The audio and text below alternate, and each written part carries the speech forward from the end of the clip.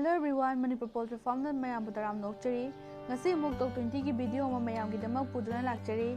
Ngasi ki topic na how to start Kuroiler chicken farming business. Mamang ki tok 13 ki video da Kuroiler ki matang da khara di haijakre.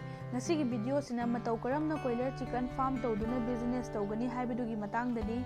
Adudi mayam hojik video asi mityeng taminarsi. Ngasi ki nainagadoriba maruoiba topic sing adudi ahanbada breed selection, purchasing chicken, housing, feeding, breeding and marketing ki matang da nainasi. Hojik mayam ahanba point breed selection dagi horasi. Poultry business ama hobada ahanbada isagi purpose haibadi aina loidoriba yen asi marum yonabagira natragana macha puthoknabagira natragana meat oina masa yonabagira haibasi wakhalepa ama change. Aduna meat oina yonabigini hairaga marum puthoknaba apikpa makhalgi yenau breed adu lobiradi maipak oidoine. Aduna isagi purpose ki matung ina right breed selection tauba mathau tai haibasi thamjage. Loinana door purpose oina haibadi meat and egg animaki loiba yaba yenau breed da Kuroiler FFG, rainbow rooster, neck and neck, sonali asi ai recommend taujage. Makha tarakpada second point oina purchasing chicken da amung nainasi.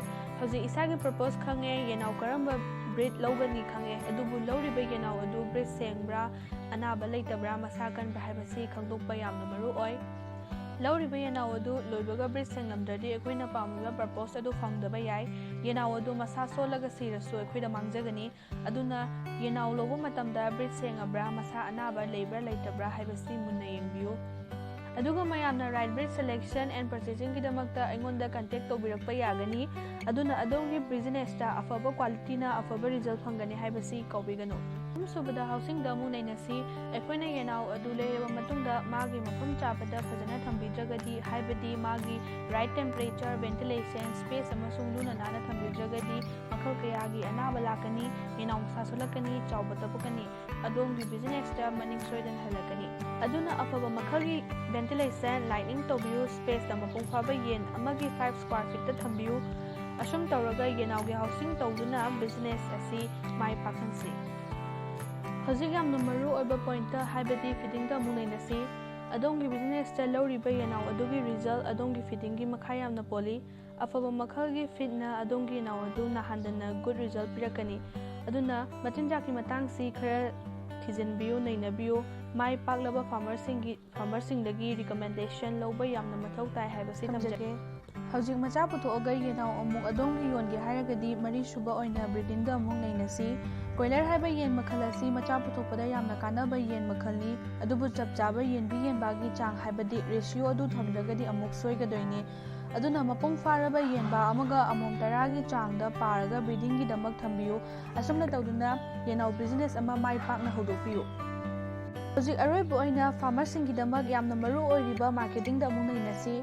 Ekoina ngasaidagi nanarliba sing adu fajana tawbirakragadi good product ama fangba ngamoi aduna marketing da soidana awaba haibadu oigani.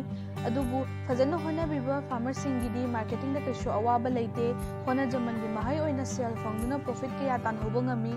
Aduna mayam good quality product da focus tawbiu adu khakta da marketing su soidana mai pakan haibasi aroiba oina thamlige. Mayam video asibu kamai tawbige nungaibro nungarangani na khale ngasigi video da ngangjariba ihak PANGAMBAM Banjita CHANU co-founder Manipur Poultry Farm mayam video asidagi kanaba phangbiragadi comment amadi feedback thambiramo aduga video asibu pambiragadi like share tawbiramo aduga channel asibu subscribe tawdriba singna subscribe tawsibiramo aduga mayam karigumba Kuroiler macha pambiragadi amadi Kuroiler farm tawbiningba leiragadi makhagi contact number asida paw phawbirakpa yagani aduga mayam ngasigi video asi loiba fawrinibagi damak Manipur Poultry Farm ki maikai digi haningai leitan thagachari mayam ngasigi video asi matang sida losinjarage. Thanks for watching.